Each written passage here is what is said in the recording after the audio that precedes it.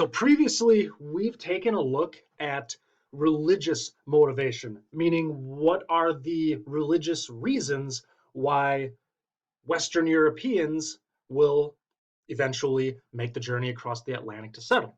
Today, our purpose is going to be to look at not only economic and political reasons for this, but how the two of those intertwine with each other and religion, as well as looking at why England took the lead in North American colonization and some of its early efforts, which, spoiler alert, they didn't turn out so well. Now, it begins with this idea of eviction from common lands. Now, there's this tradition in English history of landless English citizens who live on what are called common lands. See, land is really hard to come by in England, and it's still the case today. So there was this tradition of large landowners allowing tenant farmers, meaning people who don't own the land, but they simply work the land. They live and work on land that belongs to these large landowners. However, there was a new market for wool, meaning if you raise sheep and shear the wool, this will lead to more money than if you simply allow these landless English, these poor people, to live on your land. So this led to lands being enclosed, and we can see an example here. Think of it as fencing in your yard. This led to these landowners enclosing their land and raising sheep. You have to enclose it, otherwise the sheep will wander and you'll lose your source of money. Now, as much as 80% of the English population lived in rural areas, right? That means 20% lived in cities, 80% lived out in the country. And they would use these lands to raise livestock, and they would also gather other essentials, like they would fish if possible, catch rabbits, etc. In the long term, this enclosure was good for England because it increased productivity and contributed to their overall wealth. The nation got richer, but it left thousands poor and homeless, about half. So of the 80% who were living in these rural areas, about half of all rural peasants lost their land in a 100-year period of time, from 1530 to 1630. So we have thousands that are homeless. They're forced off their lands. At the same time, ENG is English. The English population is rising rapidly. All right, it's about, in 1500, there's about 3 million people in England. 150 years later, in 1650, there's 5 million. All right, so all these people being forced off their lands, it's going to be very taxing. These individuals are going to roam the countryside in search of goods, and a lot of them are going to migrate to coastal cities, cities on the water, like London. This is when London is really going to start to grow in population. Now, more people, we can see here, shortage of land and jobs. More people means that there's going to be a larger pool of workers, more people seeking the same number of jobs. So wages, lower pay, real wages, how much you make, is cut in half in that same 150-year time period, 1500 to 1650. And we see more people competing for jobs as well as housing. It's going to lead to frustration and crime. Now, here's a possible solution. Colonial promoters, people who want to get individuals to move across the Atlantic, they're going to propose sending what are called the idle poor, these landless individuals who are in often cases reduced to begging. Send them across the Atlantic and they can harvest crops like tobacco that don't grow in England. So economics, money, how does that factor in? Well, for individuals, a lot of it has to do with them losing land, losing jobs, lack of opportunities. Now, the question still begs, why England? Why in the world is it that England takes the lead in colonizing North America? So here's where we will see the political But subsequently, the political will fuse together with economic and religious reasons. What's it about? It's about the money, plain and simple. To put it very simply, stuff from China was cool. You know, goods like spices and silk, porcelain, that had been in demand in Europe for centuries. Now, the problem with these overland routes, meaning you travel in caravans from areas in Europe over to China, the costs are going to be high. All right, it increases because of the taxes that leaders of different cities along these trade routes are going to impose. It was made more difficult in the year 1453. All right, 1450 is often seen as kind of a turning point in world history. Well, Constantinople falls to a group called the Ottoman Turks. And these Ottoman Turks are Muslim. They're going to charge a lot of money for these Europeans who, remember, are mainly Christian. They're going to charge these Christian traders a lot of money to come to their lands. So if you go overland, you have to pay a lot of taxes. You know, unstable, it's very likely that you'll be robbed or looted. And now all of a sudden, you have Muslims in control of one of the key areas of the trade route.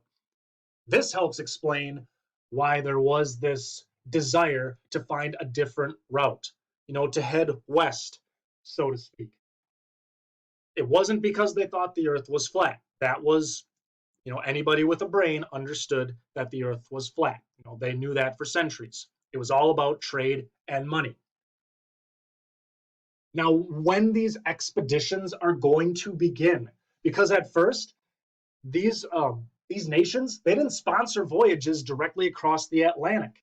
You know, think of a place like Portugal, a new nation state like Portugal. They're going to head west briefly, but then they're going to go around Africa. All right, they're going to go along the west coast underneath the southern tip and use that to reach India, use that to reach China. These are pricey, they cost money. So a lot of these smaller kingdoms had consolidated into what we now call nation states, simply states. You know, for example, Castile and Aragon, like Catherine of Aragon, the first wife of Henry VIII, these places became the nation state of Spain. So, with these kingdoms combining, you have more people paying taxes to one government. And more taxes means more money. In this case, more money available for larger voyages. So, we know why they looked west. We know how these nations could afford to finance these early voyages west. And of the two nation states that took the lead, we have Spain and Portugal. So, this is an area called the Iberian Peninsula. Now, Spain isn't necessarily, I mean, they're not going to be a huge factor in North America, but they do gain a jump start in Central and South America. North America, a bit, but in the overall picture, we know the English are somewhat going to overtake them. Now, both of them are Catholic nations. So, this is where the religious aspect fuses together with politics and economics. They're Catholic. And after Columbus's voyages, it doesn't take too long to figure out that there are a lot of people living in this landmass to the west. They wanted to make sure that those people, that those Native Americans, were converted into what the Spanish and Portuguese considered the right form of Christianity. The English, remember, they're Protestant, they're Anglican, they're Church of England. So they want to make sure that the natives are converted to their type of Christianity. So religion plays a huge role in it. Now, England begins to take the lead because of this woman, Queen Elizabeth I, daughter of Henry VIII. That's one of the great ironies of British history. Henry VIII desperately wanted a male heir, but his daughter, Elizabeth I, ended up being arguably one of the strongest monarchs that England ever had. Now, England, I should say, Elizabeth understands that England's an island. And if you're an island, you need a strong navy. So she builds up the navy. And when we see encouraging piracy, Spain is taking advantage of massive tracts of gold and silver, mainly silver. Spanish silver is going to become one of the first worldwide currencies. She encourages who she calls the sea dogs to steal from these Spanish ships.